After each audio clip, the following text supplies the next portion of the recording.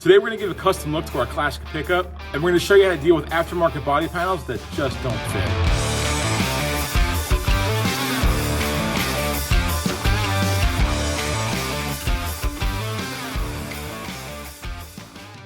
What's up guys, and welcome back to In the Shop TV. My name is Mike, and if you're just joining us for the first time, we've been building a 1955 Chevy pickup for about a year and a half now. We're done with our frame, it's in a roller.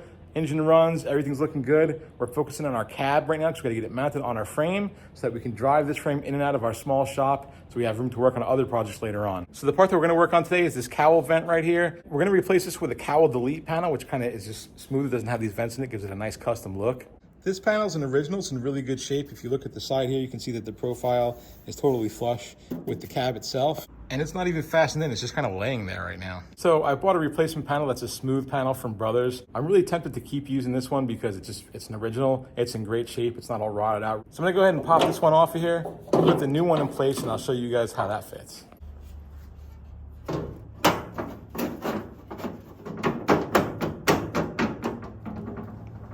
Not so good.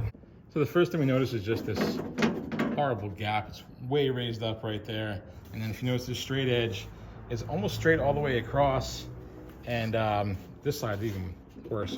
Look how much that thing rocks.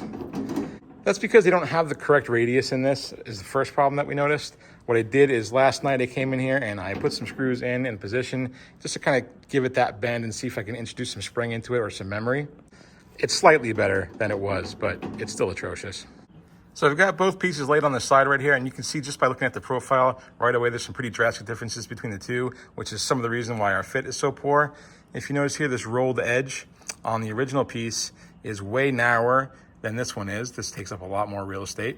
The next thing we notice is that on the flat portion that sits on the cowl and on this portion right here, meaning this L shape, it's just a straight edge. There is no rolled edge on it, whereas this one has a very pronounced rolled edge on both the bottom and the side, which is preventing this thing from being screwed all the way down, which is making this end kind of lift up in the corner.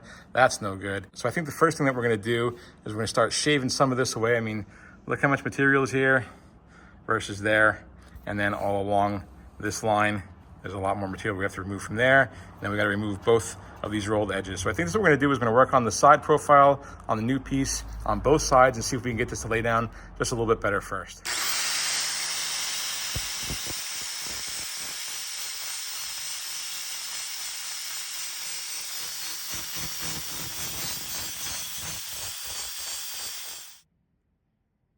All right, so I screwed both corners down and already we have a drastic improvement, although we're not where we need to be yet. Coming over here, we can see the side profile. We are pretty much dead on right there. We are really close in the top corner, but we still have a bit of work to do right here. However, if you look in there, I did grind away enough of that to lay it down where it's flat. So I think what we're gonna have to do is actually right here is what's preventing this part from laying down further. So we're gonna take away a little bit more from right in there, which should get this to lay down a little bit better. This side isn't as well. We're laying down pretty good over here in this corner, but we're still up high here. I did take away enough material up there. As you can see, we're not touching, but I think right here we're touching, which is preventing this from laying down further. So we'll take a little bit more off from right here on both sides, and I think we might have to still do a little bit of massaging once that's clearanced and able to fit down, because I think there's just the bend from the factory is off on this. So we're gonna have to persuade it a little bit if we want to get this as good as possible. All right, so pressing down, we can see that it looks like right here, we're gonna have to remove a little bit of material. And up here in this corner, I'm gonna have to move just a little tiny corner of material, kind of like a little V shape from right there to get that to lay down. Over here on this side, I think we're just gonna take some of this out. Because if you notice, again, that lays down really good. That corner's pretty tight. I think it's not laying down all the way because of this right here. So I think let's remove this and those two little corners and we'll try to fit it again. So I'm gonna switch over to a die grinder now so I can kind of use this edge to get in those little corners.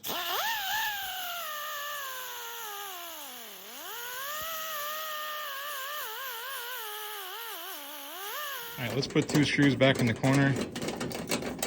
See how we fit now.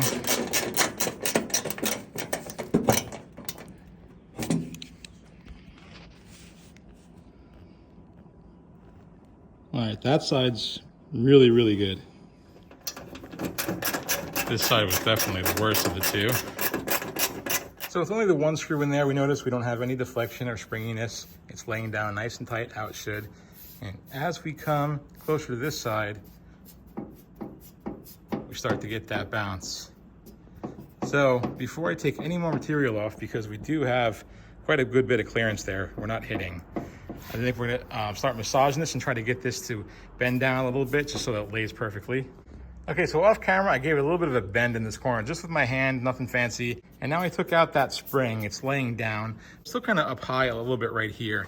If you look at the profile, we're good in this corner and we're good up here, but right here is kind of sticking up.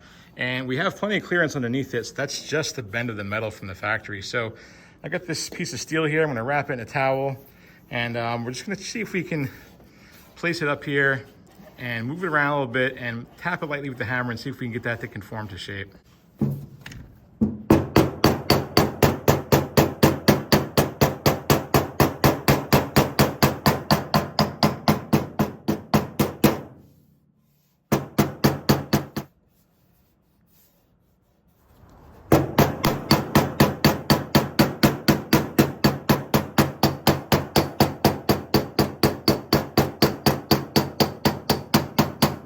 All right, so we've got it pretty good. There's a tiny little bit of deflection there, but what I want to do now is get all this cleaned up, start welding in.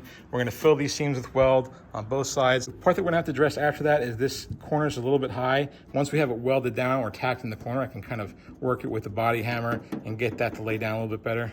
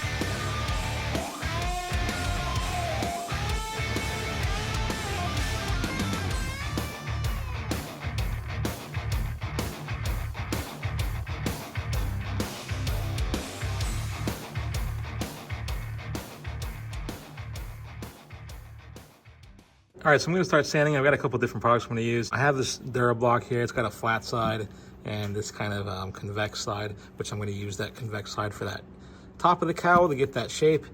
There's just a small little foam pad here so you're not pushing with your fingers on sandpaper. It takes up some of that. Even use a little small block of wood for that channel where I need a straight edge. We've got two different papers. I think this is a 180. That's an 80 grit for the really rough stuff. We'll start with that. I have some 240, some 220, whatever we need to get the job done. But we're gonna start with this and take some of the rough stuff off, and we'll see where we go from there.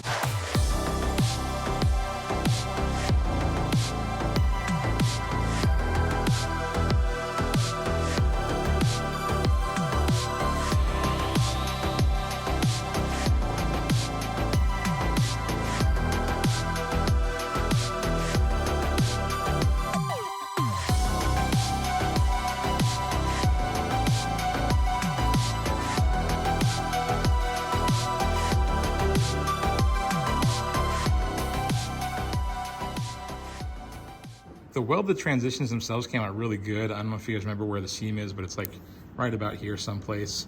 and I can't feel it and I can't see it, and I'm happy with the lines and everything's nice and flat. So I'm happy with how that came out a lot. It looks really great. I think once it's all done and hit with the high build primer and all that, I'm just really happy with how it turned out. I think it's gonna look really cool. It gives a nice custom look to the truck, a lot better than that vent panel. The problem with those vent panels is that all the water runs down in here, and even though there's drain holes, it tends to accumulate leaves and dirt and debris and Lord knows what else, and you get this rot and rust over here.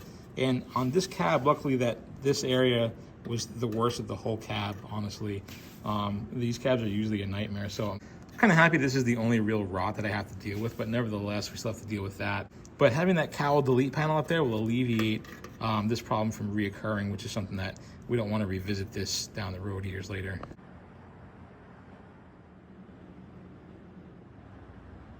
So there's the old in with the new. I like how it came out. We're gonna forge ahead with the bodywork on this cab. I think there's a couple more spots that I need to address in terms of a little bit of rot, like I showed you before, some filler here and there, and I think we're gonna do our best to wire wheel this thing down and then get it into some kind of coating where we could just kind of let it sit for a while until we can have a professional guy do this entire body, which may be years, who knows. But again, I wanna get this thing in some kind of coating so that we can put it on top of our frame and start building this truck out. I wanna drive it. I need to move it in and out of the shop. So once this is in the coating, back in the frame, we're gonna put steering in here. We gotta get our brake booster mounted, wiring, got a lot of stuff to do. So guys, thanks for watching. I hope you enjoyed this. I hope maybe you learned something. I hope maybe if you guys wanna do a Cowl vent delete, you go ahead and attempt it. This is not rocket science, guys. You can do this stuff. Thanks again for watching, guys. And as always, until next time, I'll see you in the shop.